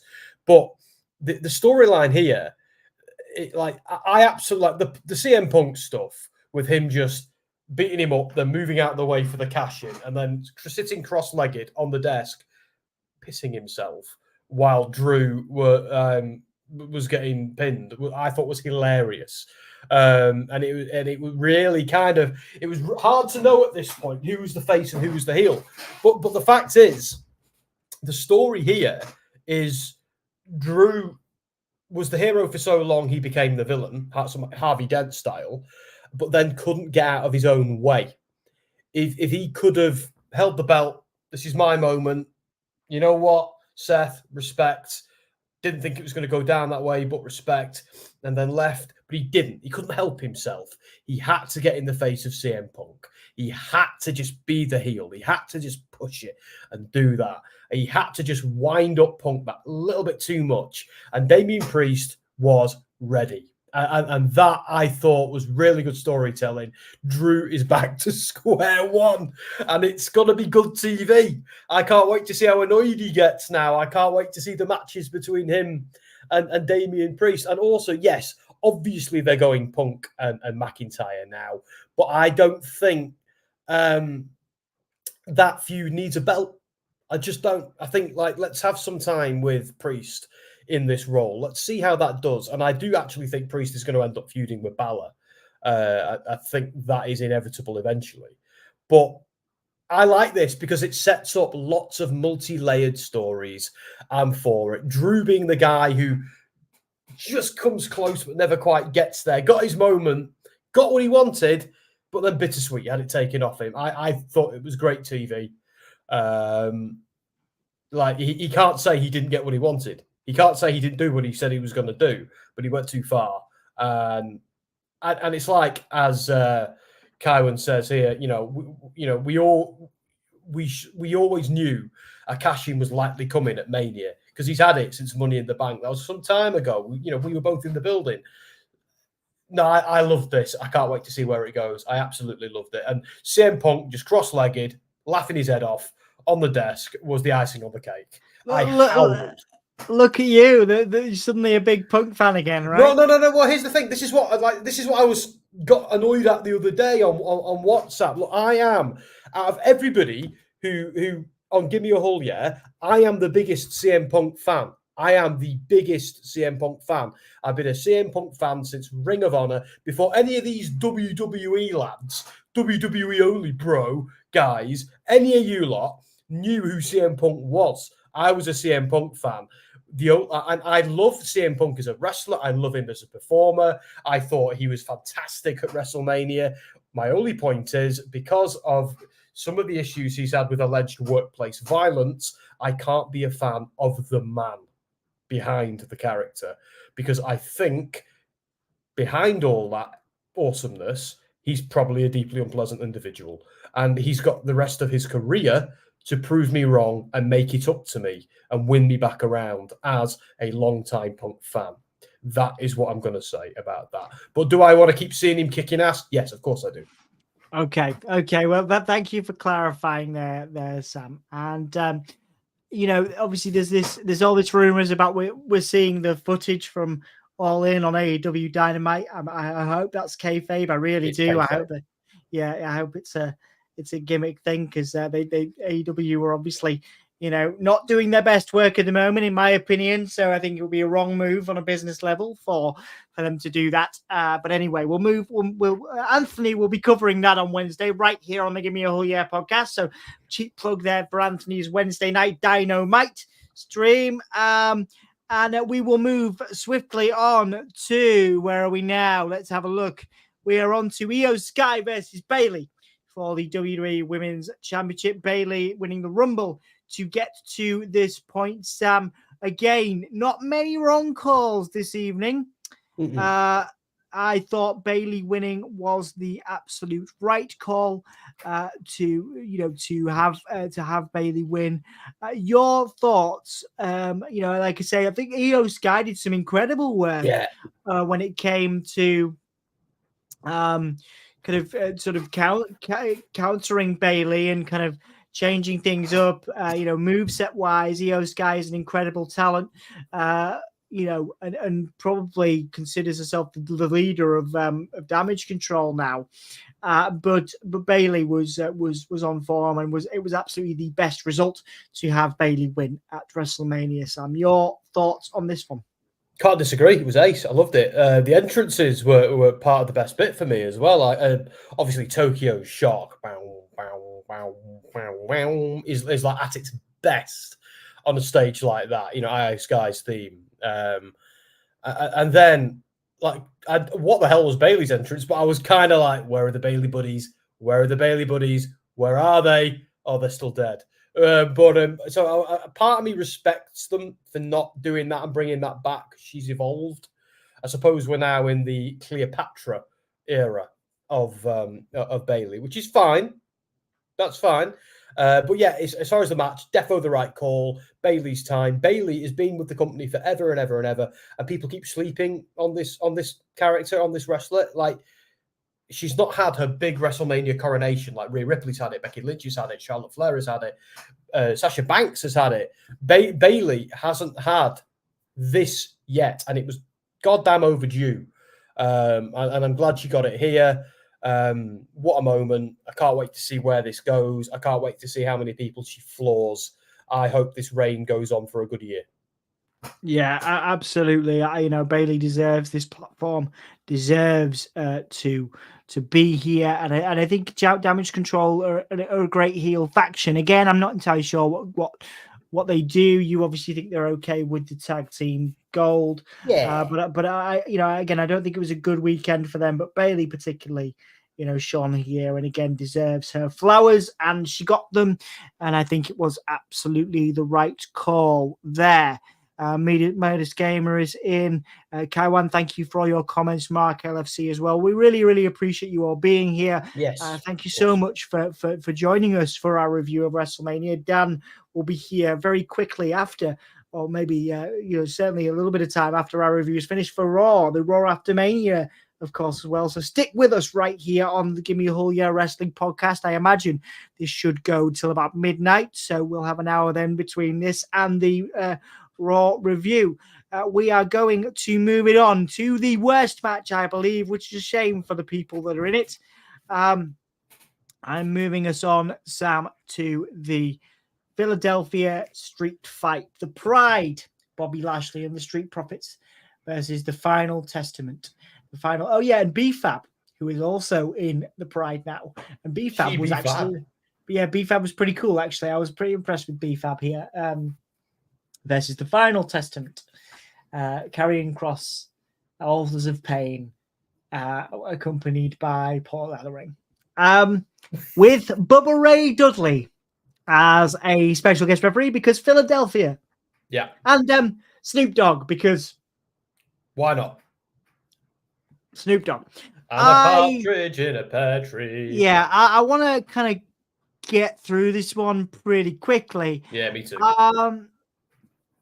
Bobby Lashley is a bona fide megastar and a bona fide stud. I thought you were going to break certified G. I will if you want. Don't tempt me. Oh my God! Go on, do it. I want to see how. I want to see. Certified. My name is Enzo Amore, and I am a certified G and a bona fide stud, and you can't teach that. There you go. I'm not doing the next bit. Okay. I've missed that. Yeah, me too. I hated it as well when he did it. Enzo's in MLW now. Again, don't sleep on MLW, everyone. No, don't. Yeah, so Bobby, to me, deserves better than this. And Karrion Kross, given my love for dark gimmicks, I really like Karrion Kross. I think he's really talented. I think his pairing with his wife Scarlett is great. I was happy to see Authors of Pain back, but something's not clicking, and I don't know what it is. And this is for the Final Testament. This was a Philadelphia match for Philadelphia's sake. Snoop Dogg was there for the sake of it, and Bubba Ray Dudley was there for the sake of it. This was comic relief in the middle of everything else, as far as I was concerned. I don't really have much else to say. Of course, the Pride were going to win it. It's WrestleMania. I think the Final Testament got a win on weekly TV leading up to this. So, what do you think about this one, Sam? It's the most meh match on the whole card. I'm not entirely sure what I was expecting, but I think a Philly street fight needed to be on the card in Philadelphia at WrestleMania 40, and I think these were the right people to do it. Bully Ray being the referee and putting on the glasses, I thought was a fun spot. It was almost like a "Don't forget who I am" boy. When he did that, I kind of liked it. I say I'm a bit more positive about this match. This was the match where you kind of poured your drinks and you passed your snacks around a little bit. It wasn't brilliant, but I think it was exactly what it needed to be. I thought B-Fab looked good. Quite what they're doing with Snoop Dogg, I have no idea, but he did pop me a couple of times on commentary. I don't think they wanted this to be comic relief. I think it was accidentally comic relief. I'll tell you where it should go. If they want to redeem this, though, where they should go from here is let's have, I know I've already pitched a Hell in a Cell once tonight, but let's have Lashley versus Cross, a singles feud. And let's play it straight. Let's keep it serious. Fighter versus fighter. Badass versus badass. Legit versus legit. Let's do that. Because you're right with Cross, because I'm a big Cross fan. And in TNA, he was great. In MLW, he was great. Everywhere else he's been great. Something's not clicked in WWE. Now, I love the idea of Cross doing what he did when he first came back. He just sat there. Scarlett silently walked out, grinned manically at Roman Reigns and put the hourglass down. That was interesting. And they never did anything with it. He then got lost in the shuffle. Now, that is what we need to see from Karrion Kross. Go back to being the harbinger. Go back to doing that, where, you know, that sort of stuff. Like he can do that to Lashley, but let's see him have a pop at Cody. Obviously fail, but let's see him have a pop at a pay-per-view against now that, like, their main event guy or whoever else. Let's go back to basics with Karrion Kross. Go back to complete basics and have him be the guy he was in NXT, because he was fascinating in NXT. That, you know, he was terrifying. So they need to completely strip him away, separate him from AOP. Let's have just AOP as a tag team. Keep Paul Ellering because he's ace. But let's get Scarlett and Kross back where they are, doing what they send them back to NXT, perhaps. Maybe send them back to NXT, build them back up into the thing that originally got him over before he came to the main roster, and they dressed him up as a gimp, released him, brought him back, and did nothing with him, apart from that one moment with Roman Reigns that never got paid off. So, yeah, that's what I think. I don't think it's too late for Karrion Kross. I just think they need to give him some tender loving care. Yeah, I hope so. And I think a lot of people do and have hoped for that for a while. We haven't got it yet. So let's see what happens. But again, I think Bobby is he's a bona fide main eventer. So I can't see Kross winning, but maybe he should. Maybe he should, to put him over, because again, Kross is, Kross probably needs a win like that, a big win like that. So we'll see. So in response to Namath, he's asking where people are. So Namath, Sassy is, I don't know where Sassy is at the moment. Anthony is enjoying his time off. He doesn't do a lot of WWE stuff. So we are covering we're doing that today. Anthony does his AEW stuff, kind of. You'll see him on Wednesday. We'll see him on Wednesday, and Sassy you will also see on Wednesday, no doubt, with Anthony in the chat. So yeah, thank you for being here. Really appreciate it. As we move forward, Logan Paul versus Randy Orton versus Kevin Owens for the United States Championship. Again, another good call. Again, I wouldn't have had anybody else win it. Logan Paul is one of the top heels, if not the top heel in WWE at the moment. Incredible ability. And just a great talent overall. That's not to take anything away from Kevin Owens and Randy Orton, there was a lovely little comedic run where obviously Orton and Owens attacked Logan Paul. It was good. It was good until, of course, all hell broke loose. But yeah, Logan Paul getting the win with a fantastic frog splash as off, I think, the back of an RKO to Kevin Owens. I thought this was the right call. Logan Paul probably going into a feud with LA Knight now. I think that's what's rumored, because if you're going to do something with LA Knight, you need to do something soon. I think his momentum is still there, but it's certainly not what it was. So I think you need to have LA Knight win against Logan Paul, and I can't wait to see the promos that Logan Paul and LA Knight run on each other. So yeah, that's my take. Logan Paul was the right man to win this, Sam. Your thoughts on this one, please? Yeah, I agree. I actually thought Randy was walking out of this because obviously he's been gone a long time. He's come back from injury. It would be a great way of, I think, getting the United States championship back on Randy would be a solid decision at some point, but it doesn't have to happen yet. So I think Logan winning was the right call for a couple of. I know, that popped me. I am the last rock and roller, but yeah, there's a couple of things I like about this. For starters, it's nice to have a heel retain, and Logan Paul is still a big star. Let's not forget, and it's also really, really encouraging, because I actually thought Logan Paul was going to lose here, and then just go back to being a part-timer, because we see Logan Paul. Let's not take away from this guy. We see him on TV a lot. He turns up to work a lot, and he doesn't need a day job being a wrestler, but he has it. So him keeping the belt probably means he's going to keep turning up, which I'm happy about. So all credit to Logan Paul. The other two look great. I love it when he ran out of the ring at the start, and they were both like, No. And they both just went after him. That was really funny. And then they beat him down for a while. Like, the more that match went on, I remember just thinking, you know what? He has to win here. He has to win. And especially after the Sami Zayn victory, I was confident Cody was winning. Everything that happened with McIntyre and Seth, I thought he needs to retain. He actually, otherwise, it's too much. So I'm looking forward to seeing where it goes from here, because he's going to be impossible now. And everyone talking about him being annoying, then he's doing his job, because they're paying him to be annoying and they're paying him to put on good matches. But I do want to say I didn't like seeing ISO Speed. I've seen ISO Show Speed say some very unsavory and sexist things on some of his streams. So I don't really appreciate seeing him on my my TV, if I'm being honest, but because he's a little prick. But there you go. Right. Okay. So there you go. And thank you all for your lovely comments. And again, thank you. I just want to take the moment before we move to the main event, because I think we've got everything. And I don't think I've missed anything. You know, we really can't do this without you. There's no point. I'm very rarely on this podcast now, just because I'm busy with stuff.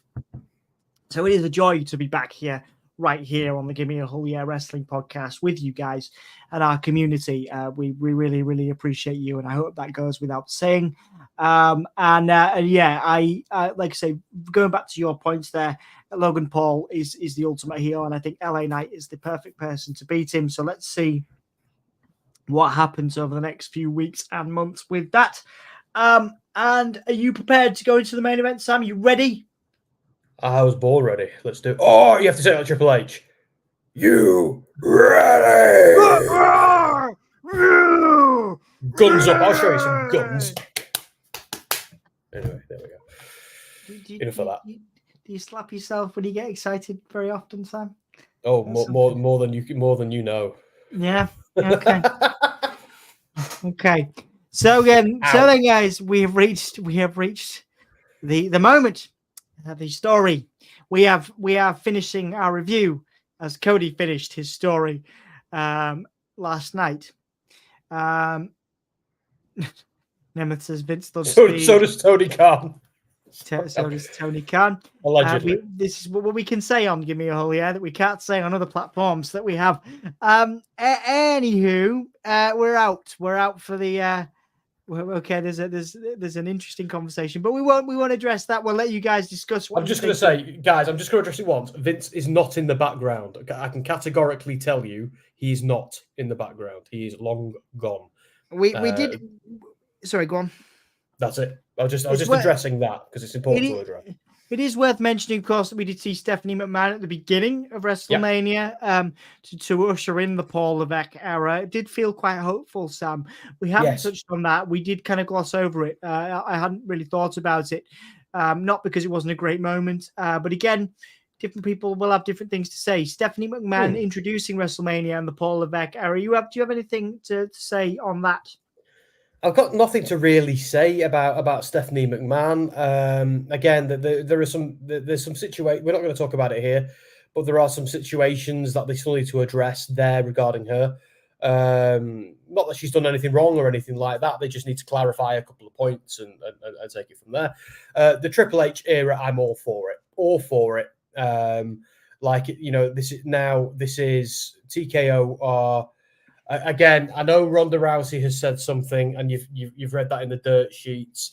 Yes, Bruce is still employed there, and yes, he's been described as Vince's avatar. But you know what Bruce likes more than Vince? His job and money. Right now, TKO own WWE. They're paying Nick Khan and Triple H to run it, and potentially Stephanie McMahon as well. Vince, I'm sure, has Sunday lunch with his son-in-law and daughter, but that's where his influence ends. I'm not gonna it's just a fact. He's not part of it, and I'm not gonna highlight that next comment. But yeah, so there we are. But yeah, in terms of the Triple H era, Dom, I'm here for it. It's just, do you remember when Vince originally retired before he bloody came back? And all of a sudden the product just improved. It just exploded with creativity. And I'll tell you a great example of that is now the multi-layered storytelling we're getting. It's the fact that like we're getting, it's no longer a case of that person's feuding with that person and that person's feuding with that person, and it's all siloed off.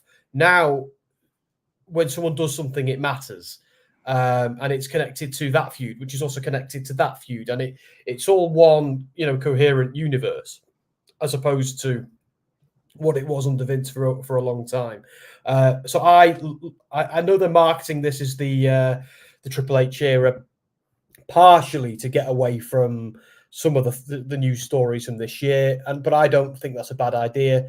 I'm happy with it. I'm a big Triple H guy. Long may he reign. Yeah. Well, and like I say, it's a very exciting time. I saw the press conference where he said, he's having fun, he's enjoying his job, and that's fantastic for him. And I hope it leads to some excellent television. WrestleMania 40, of course, leads me to believe that we're in a golden age. So let's have it. Let's have it. And I just want to say as well, because I haven't been on the stream since, I did have a conversation with Anthony about this, but as Mark has said, we're not addressing the Stephanie McMahon stuff again. I just want to say congratulations to Mark, of course, for whatever that is worth, because you are moderating for us now. We really appreciate you. We're very grateful that anybody shows up to these streams. But it is wonderful, of course, because Mark has been with us for a very long time. We appreciate you all, but very much so. Again, I hope it goes without saying, but Mark, we appreciate you. And thank you for everything. So let's get into this match then. Sam, overbooked to all hell. John Cena coming out, Undertaker coming out to replace what was rumored to be Stone Cold. Everybody that was kind of skewered by the bloodline over the last few years came out to support Cody to win, to finish the story. It was the perfect result. It was the perfect end to the story. Cody is, and there'll always be a few doubters. I know some people are saying they're already booing Cody, but Roman is, of course, a polarizing figure and a popular figure in his own right. But Cody to me is the next. He's the white meat baby face, as they say. He is the ultimate baby face, and this moment needed to happen now or never. And they pulled the trigger. Excellent television. Of course, we have this shot here of everybody raising Cody up. Cody brings out at the end Triple H and Bruce Pritchard to sort of thank them as well. Sam, I can't really say anything else here. It was a fantastic moment for Cody, paying homage to Dusty. I know, is it Pritchard and Triple H gave him the watch back that Dusty bought to send Cody to acting school backstage after this. So a lot of things aligned for Cody, that probably could have happened earlier, but it happened tonight. I didn't think it was too much at the end. They give Cody a lot of camera time at the end to kind of walk up the ramp and soak it in, with his family and stuff. It was great. The match itself was probably what we expected. Loads of finishers, spamming that 2K finisher style. And again, John Cena comes out, Undertaker comes out, Solo comes out, Jimmy comes out, and a particularly great moment, of course, when Seth sacrificed himself again for Cody. Continued to sell long after the match. Continued, because Jess was like, "Is he actually legitimately hurt?" And I was like, "No, Jess, this is wonderful, wonderful kayfabe storytelling." Yeah, and that was obviously the Shield music played. Seth came out in full Shield gear. Roman smashing Seth in the back with the chair, which is of course what happened to Roman all those years ago when the Shield broke up. So it was all very good long-term storytelling, really. And, excellent note from Mark, of course, Bobby Roode and Michael Hayes producing those main events. Bobby Roode's doing a cracking job as a backstage producer. It was, I can't really say anything else. It was exactly what it should have been. It was well done. Cody won. It was the right result. Bit over the top in terms of booking, but I have no idea how we all knew that was coming. The only thing you could have done to make it more over the top would be have Hulk Hogan come out and hit a leg drop on Roman. Yeah, but it had to have, like I say, at the end there, you see everybody that was kind of wronged by the bloodline. The Undertaker, of course, had nothing to do with the bloodline. So that was more of a kind of okay, well, we've got the Undertaker, let's put him in there spot. Yeah, it was a fan pleaser. It was It was just have him do something at Mania, and that'll be the only thing for like I popped out my shoes for it. But I think I was of the view that Sami Zayn, or like some of the people that out of like the 30 odd people or the 20 odd people in between those two numbers that Roman has screwed over should have been the people who got involved. I actually think. Like we saw the Usos get involved, we saw Seth get involved. Totally makes sense. Cena got screwed over by Roman as well, so that makes sense. Taker taking down The Rock was pretty cool because it was more of an Attitude Era callback than anything else. So I don't mind that. I didn't mind it. Like, was this a bit of a cluster F? Was it overbooked to absolute hell? Yes, absolutely. Did I love every second of it? Yes, absolutely. But I do think it needs a part 3. I do think there needs to be a definitive win without a single run-in. I feel very strongly about that because I do think Roman needs to go down on his back against Cody in a legitimate fight without anybody interfering, without any BS. Like, it was great fun to do that in the WrestleMania main event. Let's just have a smaller pay-per-view where they have it out one-on-one and Cody beats him clean. I think, that definitive third win, the rubber match, will be the thing where I think that will be the thing that cements Cody. And it can also be the start of the end of Roman's run at as the head of the table in that storyline, wherever they're going with the bloodline now, which is not done, by the way. The bloodline doesn't end tomorrow.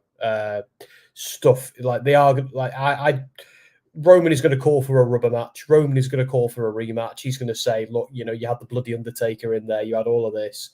But so I do think they are going to do another one. But I also think Roman's going to go off, like, because people are like, oh, that's it. What do they do now? That's it. That's the end. It's not the end of anything. It's not the end of anything.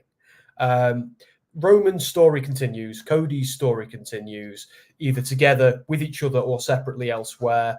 Like, again, unless like you've got a source where you can back that up, it isn't.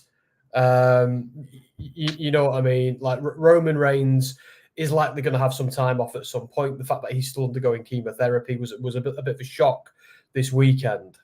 Like, Roman is indeed taking a break, but don't think that's it forever. Like, they might do a little bit more with him between now and then. Let's also not forget there are very, very, very, how do I say this? Trustworthy rumors of the plan for SummerSlam. That was kind of leaked by the same people who told us what was happening at Mania. So don't be surprised if you see Roman again. He might slink off for a bit, but he also might be back. But we're not. The story with Roman Reigns isn't over. Not forever. So yeah, but remember, like, if stating something categorically in the comments doesn't mean it's true unless there's a source that you can refer to. I have to just make that very clear. Yeah, and of course we do appreciate all your comments and opinions. Absolutely, indeed. And thank you for bringing those. But if there is something that is, that isn't true or is rumor, then obviously if you can state that, then that helps us as well. Because like I say, it wouldn't be fair for us to be like, well, Roman's definitely taking a break, and then he shows up on Raw or SmackDown. You know what I mean? So if I want to see more from the bloodline, and hopefully I will get to see that. But Roman absolutely deserves some time away whenever that is. So let's do the final bit. As we started the review, I asked people to come up with a grade of the night for the whole night for both, and also a performer of the night and a match of the night. So I am going to give this a solid 7.5 out of 10. I'm also going to say my performer of the whole thing was probably Cody Rhodes. I've been always impressed with Cody. In fact, no, I'm changing it to Drew McIntyre. I'm changing it to Drew. Second to Cody. Cody is second to Drew, and this Drew is my main my performer just because he deserved better, man. And he was, Drew's great. He's just been great. His social media game has been great. He's been fantastic all around the build to Mania. So my performer of the weekend was Drew. My grade was 7.5. Match of the weekend has to be the main event for me. I think Cody versus Roman for the overbooked ridiculousness. Of course, what else did we expect? Sam, as I go through a couple of these comments, what's your grade, match, and performer, please? Okay. I'm giving it a 9 out of 10 as an overall Mania. I genuinely thought it was one of the strongest Manias I've seen for a long time. And that actually includes the one that you and I were at this time last year, because let's be honest, we went back to the hotel a little bit crestfallen, didn't we?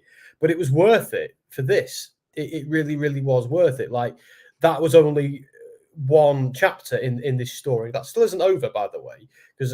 But anyway, performer, I'm going to give it to Cody because how can you give it to anybody else?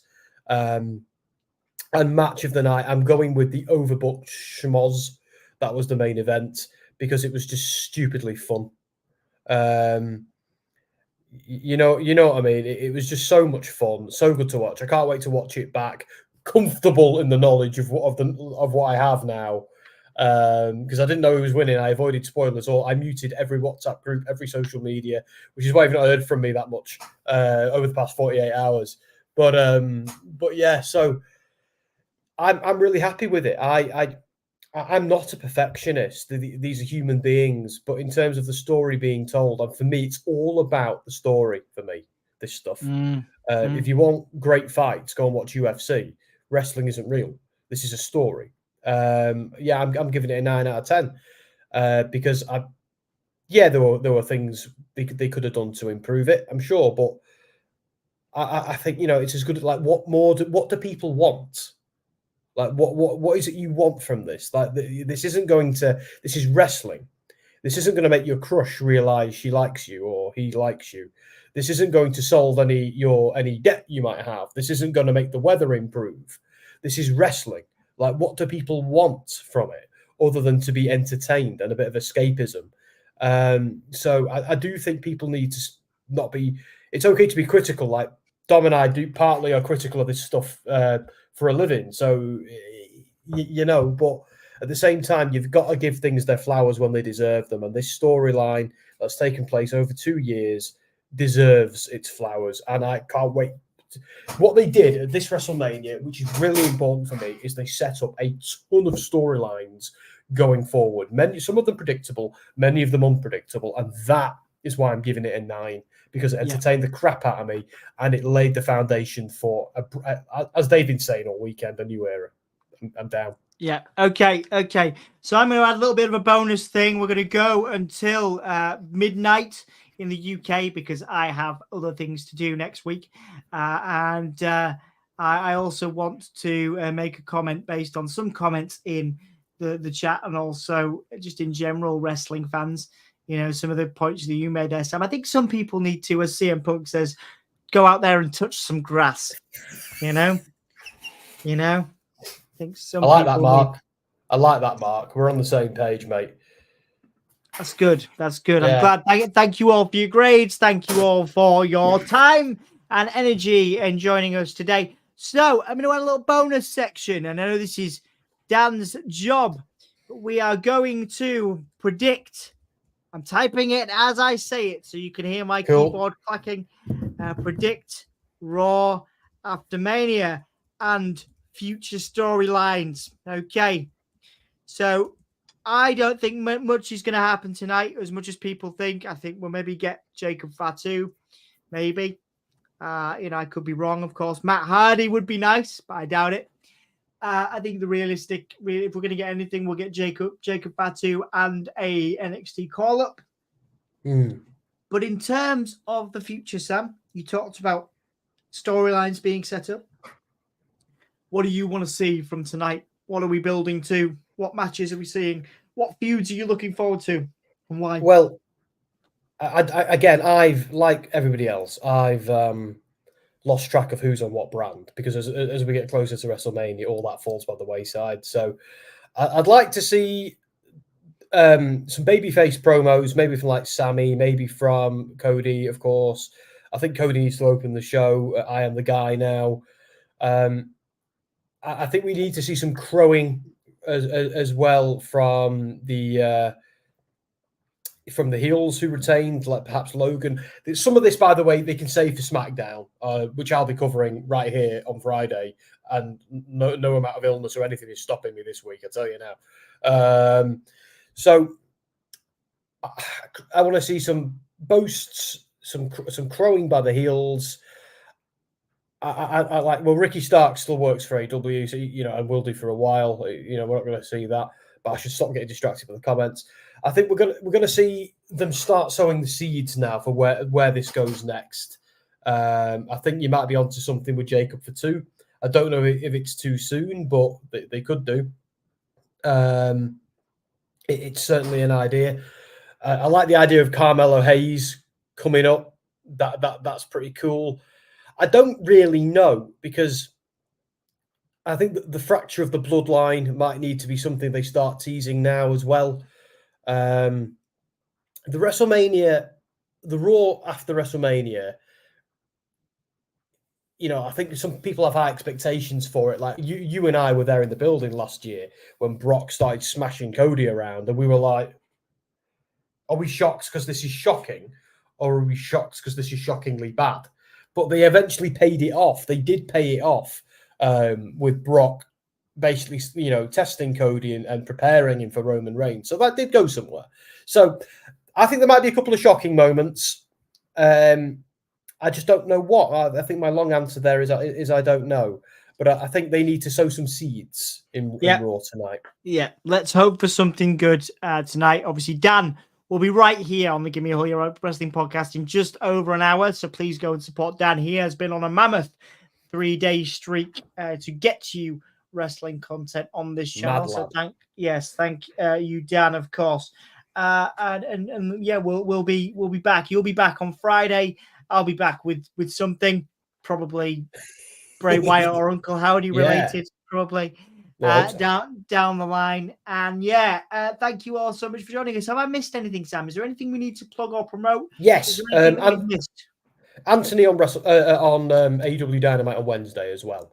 And if you haven't already, watch some of the 2K videos that Ant's been putting out as well, because they are fascinating and they are putting our numbers up too. It's great. But yeah, so also, if you don't know already, Dom and I with Andy Spores run Wrestlephoria.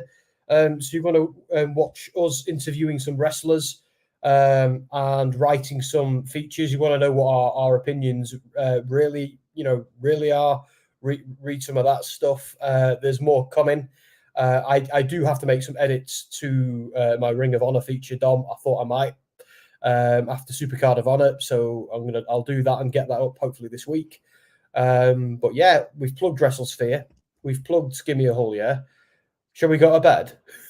Yeah, I think we should. I posted a link to the Wrestlephoria YouTube that, of course, has the website link, but I'll put that in there. Please go and support us. We are emerging. We do get to work with WWE, AEW, and Impact Wrestling, TNA Wrestling. So we're very lucky in that respect. So please do support us if you can. And obviously we'll be back here on Give Me a Hull as soon as possible. But it is time to go to bed. Join Dan, who will not be going to bed because he's nuts. We don't all sleep in the same bed, by the way. At least not since LA. Not since Los Angeles, no. But I'm happy to. I'd be happy to.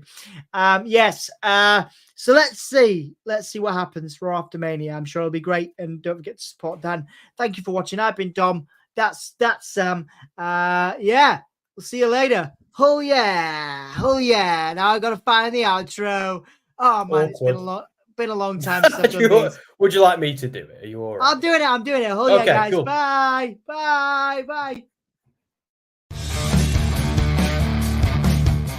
This is the hardcore legend, Mick Foley. Well, hello and welcome to Give Me a Hall Yeah. I hope everyone there, right there in Yorkshire, is having a nice day. Bang, bang. Have a nice day. Yeah.